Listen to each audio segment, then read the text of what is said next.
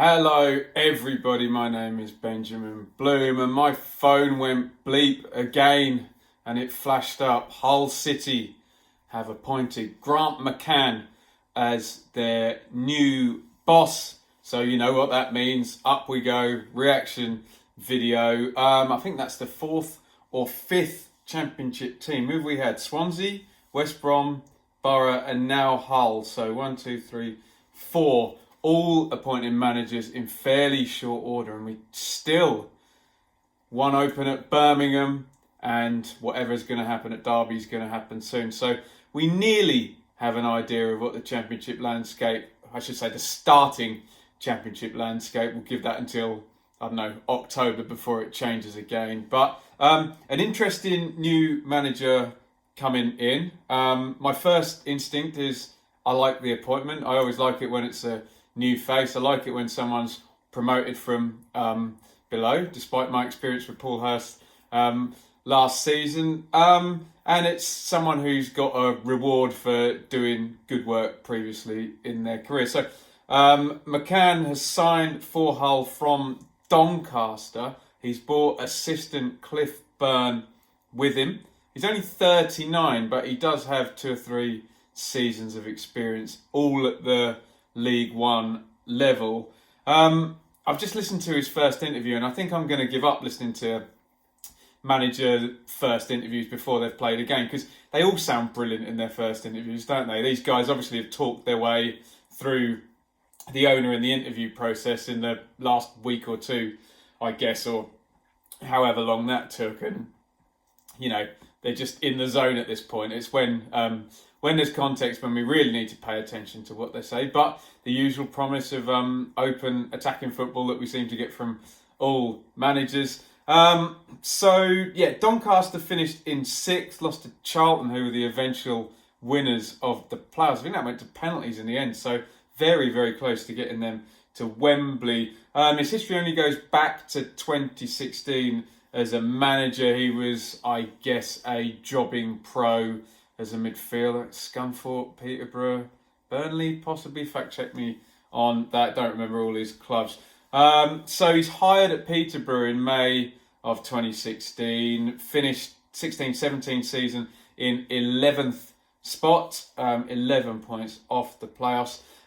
They go into February the 25th, the next season, 17-18, in 10th place. Only 6 points off the playoffs and games in hand on teams above them.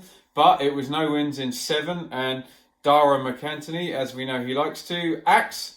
And out goes McCann, ultimately to be replaced by Steve Evans of great comedy value. So I don't know what that does for your CV. But didn't do McCann any harm, because he goes into Doncaster, who'd finished 15th that season. And in one season, it's 15th up to 6th. And playoff semi-final, extra time, penalties. So his stock was high.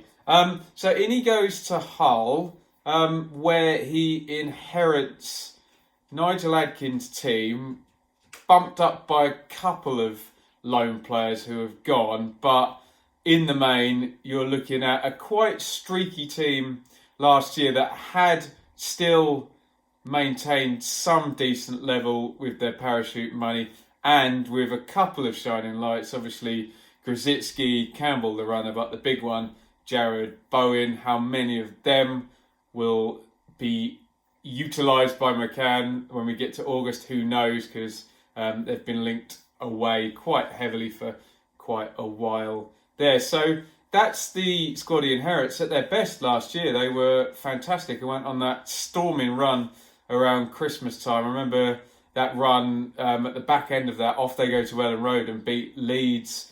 And you're thinking, oh, this keeps up, they're gonna finish in the playoffs. But it did seem to be very, very streaky, and down it went. And I forget where Hull finished. I think they didn't win in their last 5 games, did they? Which doesn't help.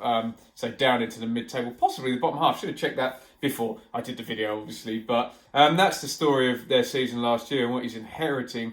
Obviously, though, as always needs to be mentioned in the Championship, Hull were receiving parachute money. They were relegated 2 seasons back but they'd only been up one season, so only got the 2 years.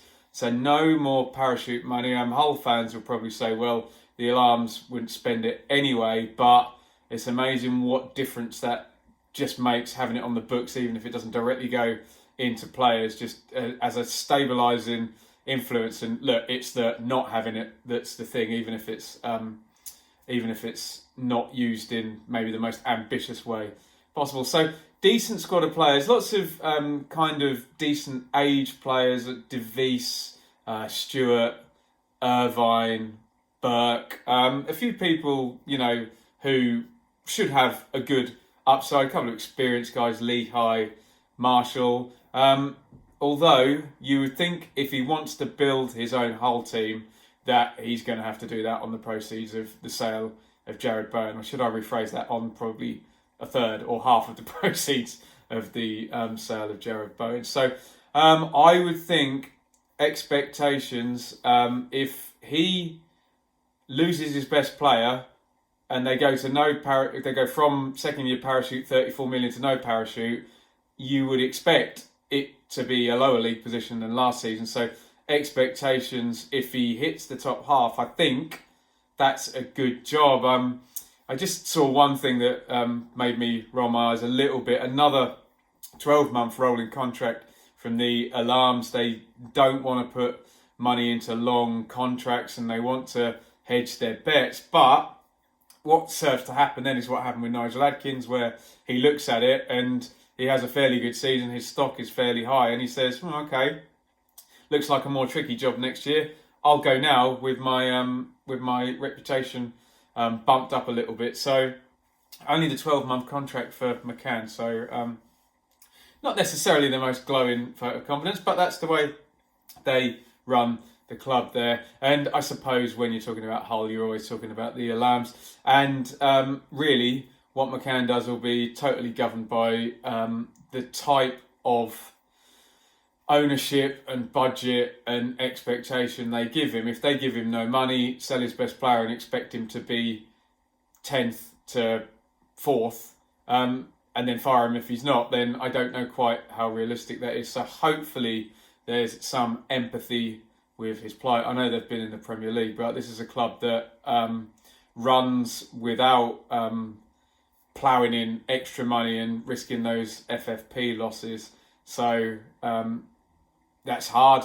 Another 3 clubs come down with the big parachute, and that's what you're up against. So I like the appointment, in short. I think it's going to be tricky.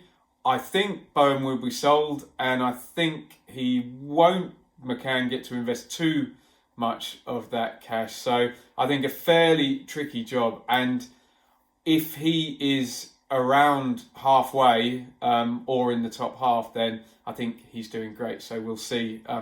We'll see how that all pans out. Let me know in the comments, first of all, what do you think of the appointment? What do you think of Grant McCann and a League One manager being given a chance?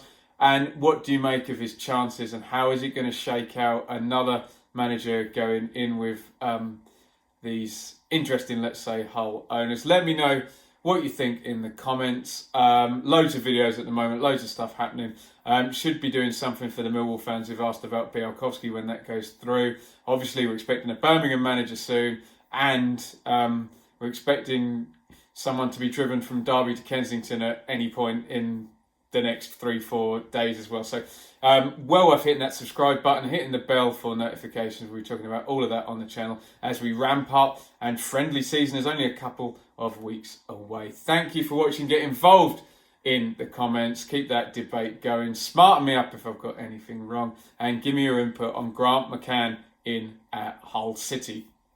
Over and out.